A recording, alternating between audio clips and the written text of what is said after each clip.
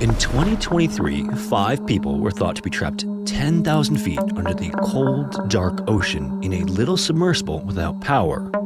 The now infamous story of the Titan Submersible would ultimately end in tragedy, but it's not actually the first incident of its kind. In the 1970s, there was another eerily similar situation, and this is that horrifying story.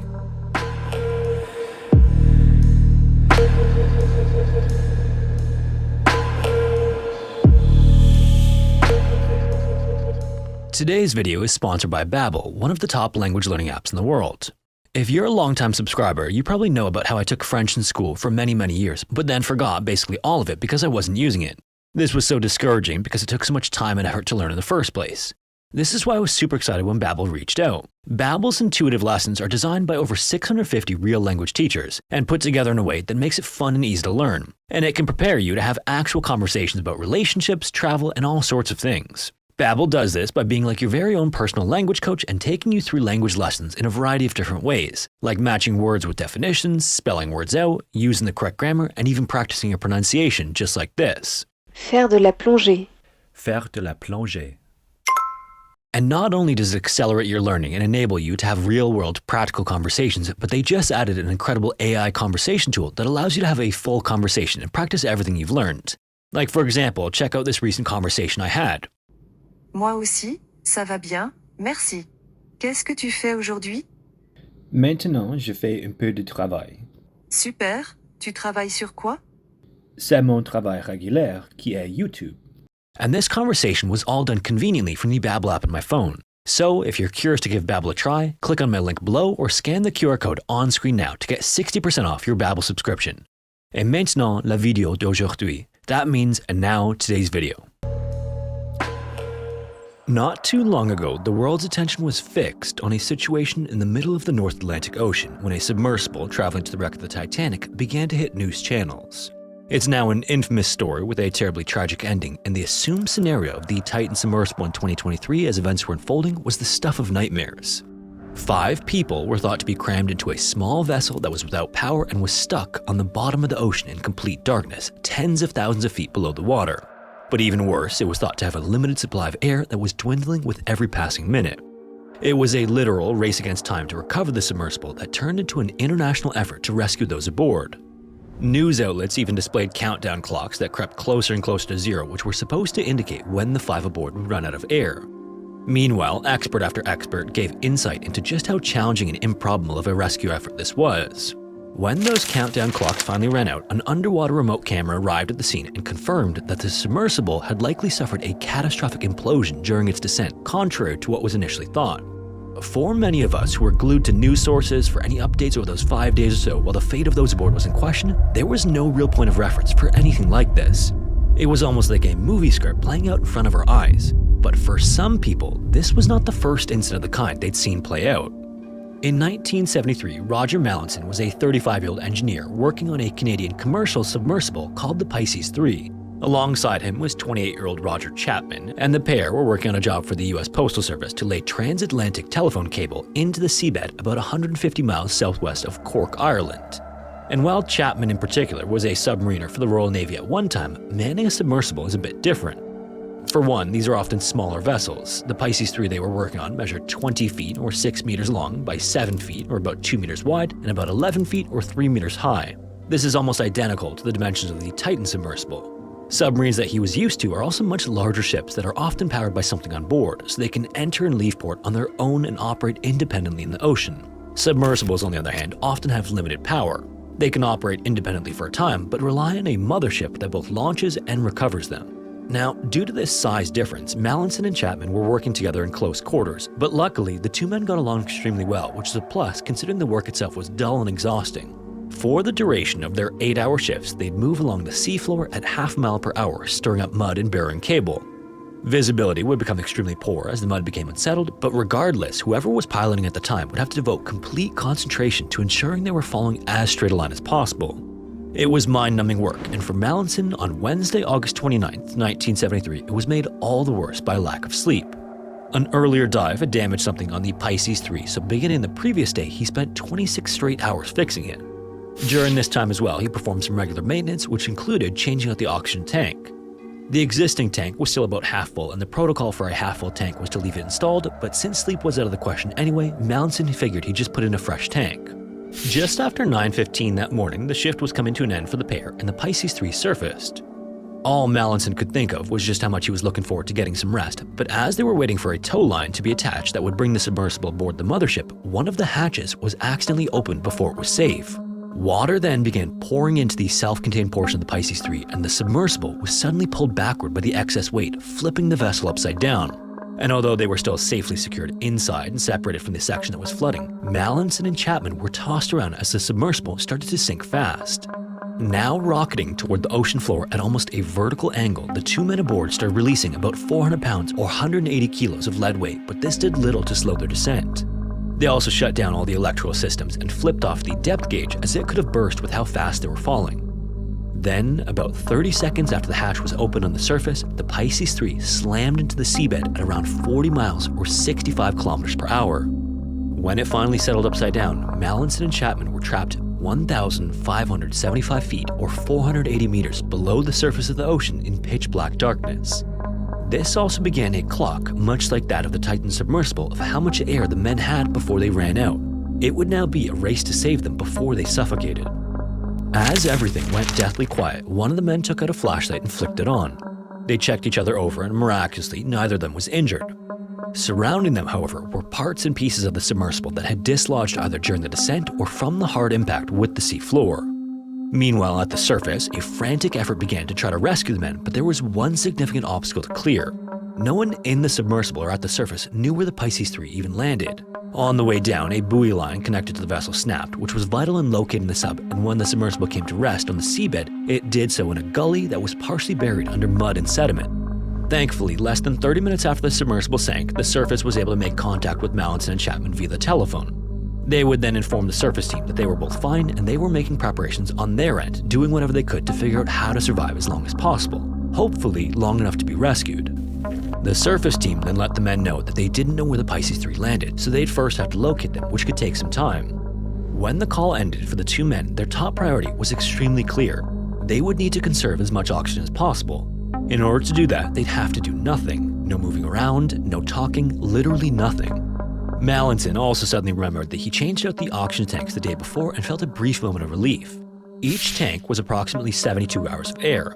After their 8-hour shift, they were down to 66 at the time of the accident, but had Mallinson not installed a new tank, they'd have very little time before they ran out. So, the two men then made themselves comfortable as high up in the flipped-over submersible as possible and just lay in the darkness, trying to control their breathing rate. Every so often, one of them would reach over to the other and the two would grab each other's hands and squeeze as if to say they were okay. A little after 10:30 a.m., a ship in the North Sea was contacted to return the Pisces 2, which was the sister ship of the Pisces 3, back to port so it could be transferred to the scene. The US Navy was also reached, and they immediately dispatched a submersible known as Curve 3, which would be transported to the scene by a Canadian Coast Guard ship.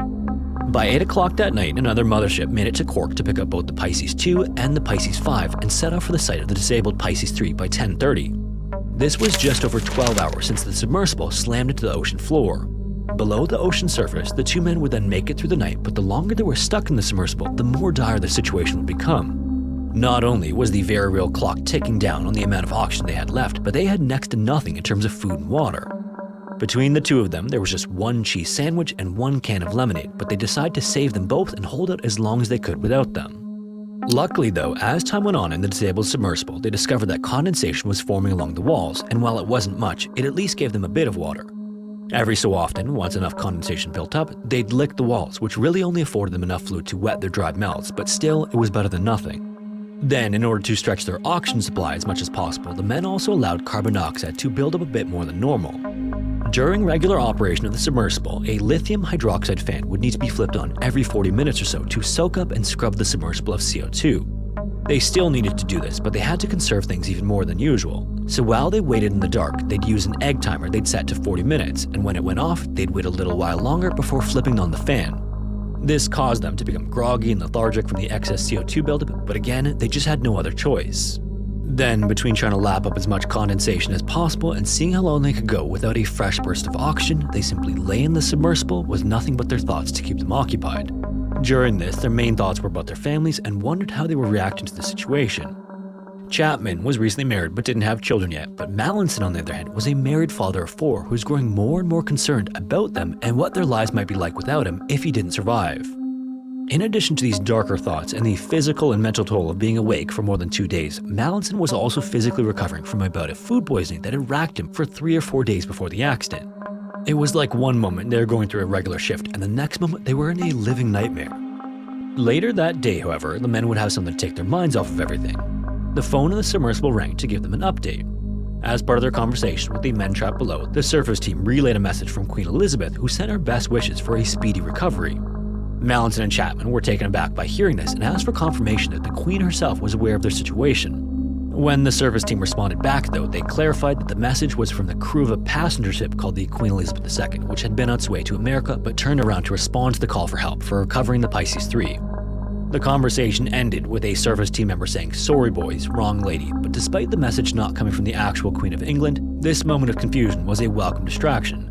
And the fact that even a passenger ship was coming to help them let them know that all efforts were being made topside to rescue them.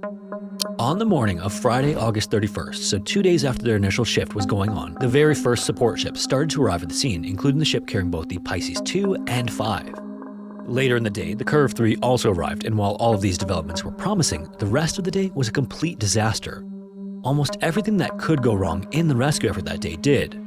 First, the Pisces 2 was deployed with a special rope, but one of the lifting ropes tore and the submersible had to return to the mothership for repairs. In its place, the Pisces 5 hit the water with the same type of rope attached to it and managed to descend all the way to the seabed. But again, no one knew exactly where the Pisces 3 came to rest, so the first task of the Pisces 5 was to begin searching for it once it reached the bottom of the ocean. However, it then ran low on power before finding anything, forcing it to return to the surface to recharge before it could try again later. By then, it was estimated that the men had approximately just 18 hours of air left and they still hadn't even been located. Either way, around 1 o'clock that afternoon, the Pisces 5 was ready to go again and someone on the support team came up with a plan. A team member then got back on the phone with Mallinson and Chapman and asked one of them to sing, hoping that the sonar would be able to pick up the sounds. Once off the phone, Chapman then began to belt out song after song as the Pisces 5 scanned along the bottom. This was an idea that was just crazy enough to work, and in fact, it did. After pulling up next to the Pisces 3, the members of the Pisces 5 immediately began trying to attach a rope to the disabled submersible, but the rope ended up being too buoyant to get the hook attached.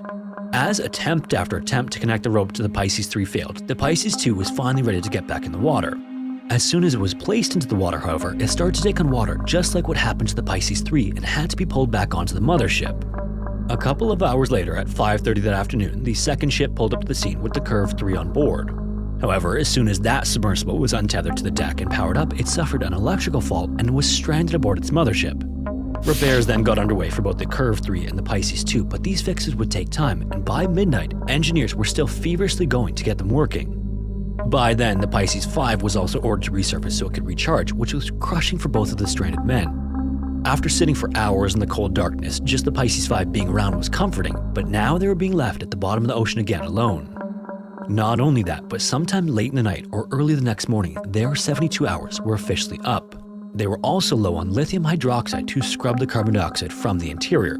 So whatever oxygen remained was the result of their efforts to conserve it, but their time as well as their hope of being rescued was running dangerously thin. They could run out at quite literally any second. At around 4 a.m. on Saturday, September 1st, the Pisces 2 was finally ready after her second round of repairs. Once again attached with a special rope with a hook on the end of it, it descended. After reaching the seabed, it only took moments to locate the Pisces 3 and only a few more to successfully attach the hook to it. Then, another several hours later, at close to 10 a.m., the Curve 3 disappeared beneath the surface and made its way to the site too. Within an hour, it also got its rope attached to the Pisces 3 and lifting was set to begin. Upon hearing that they were ready to resurface, the two men broke out that cheese sandwich and lemonade to celebrate, but as soon as he heard where the two submersibles had attached their ropes, Mallinson grew concerned. The strong point of the Pisces 3 was an area known as the fore sphere. However, rather than attaching the ropes there, the rescue submersible hooked onto the aft sphere. Unfortunately, there was just no way to reach the strong point based on how the submersible had come to rest on the ocean floor. And where the ropes were attached, if they broke, it would either strand them indefinitely or it could risk the integrity of the compartment they were in. At 10:50 a.m., however, neither of them had a choice as the Pisces 2 and the Curve 3 started to head toward the surface. The Pisces 3 then shook and shuddered as it dislodged from the ocean floor, but slowly they started to make upward progress. They then slowly ascended, getting closer and closer to finally seeing sunlight for the first time in days. More than an hour into the operation though, there was another problem. The lift had to stop because the curve 3 became entangled in a rope. Fortunately, this was only a brief delay and raising the Pisces 3 resumed.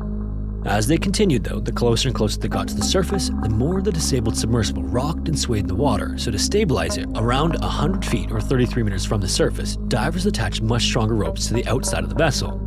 Then, finally, at 1:17 p.m., the Pisces 3 cleared the surface of the water for the first time in 83 hours. Now, this might seem like the end of the ordeal, but there was one final, incredibly serious problem. When the sub impacted the seabed days earlier, it damaged the hatch to the point that it was jammed shut. As the support team raced to unjam the hatch, Mallinson and Chapman checked their oxygen levels and found that they had less than an hour left of breathable air. It was unimaginable that their ship would be recovered, only for them to suffocate on the surface because of a hatch door, but that was the reality they were facing.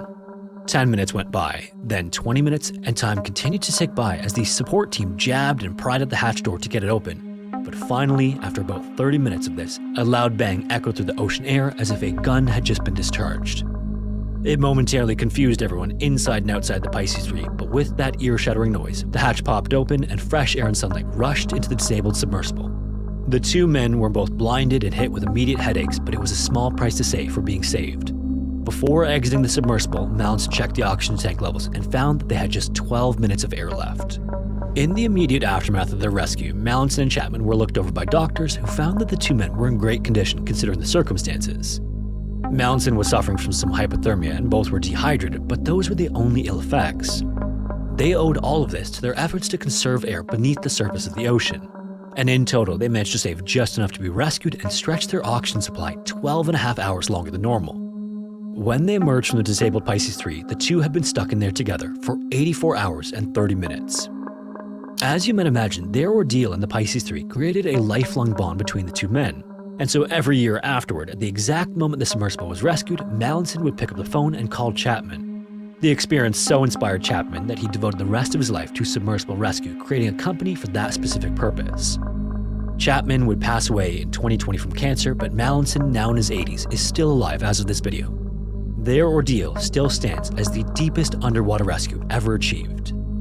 If you made it this far, thanks so much for watching. If you have a story suggestion, feel free to submit it to the forum found in the description. If you want to support the channel, consider joining the Patreon or becoming a channel member here on YouTube. Also, if you want to listen to the audio-only version of these videos, you can listen wherever you listen to podcasts.